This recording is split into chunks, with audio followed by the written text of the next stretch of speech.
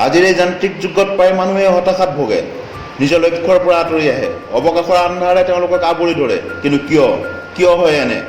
আপোনালোকে নিশ্চয় জানে। যাৰ দেখুৱাবলৈ একোৱেই নাই সি সদায় নিজৰ অকাত দেখুৱাই যায়। যোন মানুহে নিজতকৈ বেছি আনৰ কথা চিন্তা কৰে কি দুৰ্ভাগ্য, এই ধৰাত তেওঁলোকৰ বাবে চিন্তা কৰা কোনোৱেই নাথাকে। এইটো কথা সদায় মনত ৰাখিব। যোন ব্যক্তিয়ে তোমাৰ মিছা কথাত প্ৰশংসা কৰিব সিহঁতে এদিন তোমাক নিশ্চয় ধ্বংসও কৰিব। সেইকাৰণে নিমৰ দৰে তেতিয়া জ্ঞান দিয়া ব্যক্তিক নিজৰ প্ৰকৃত বন্ধু বনোৱা। কাৰণ ইতিহাস সাক্ষী আছে, মাখি সদায় মিঠাইতহে পৰে।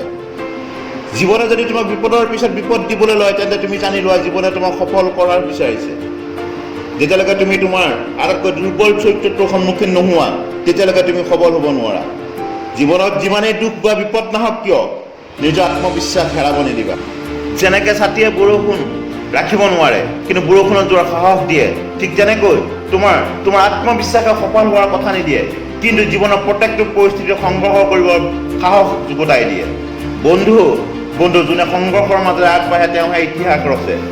যোনে যুদ্ধ জিকিছে আন্ধাৰৰ লগত সিয়ে তৰা হৈ জিলিকি উঠিছে। বন্ধুবৰ্গ, এইচএলৰ তৰফৰ পৰা ই এটা মাত্ৰ প্ৰয়াস, আপোনালোকক বাস্তৱিকতাৰ লগত পৰিচয় কৰাই জীৱনৰ যুঁজত আগবাঢ়ি যাবলৈ প্ৰেৰণা দিয়াৰ। যদি আপোনালোকে কথাখিনিৰ মাজত সত্যতা বিচাৰি পাইছে তেন্তে আমাক উৎসাহিত কৰিবৰ কাৰণে লাইক, শ্বেয়াৰ আৰু চেনেলটো ছাবস্ক্ৰাইব কৰিব বুলি আশা ৰাখিলোঁ।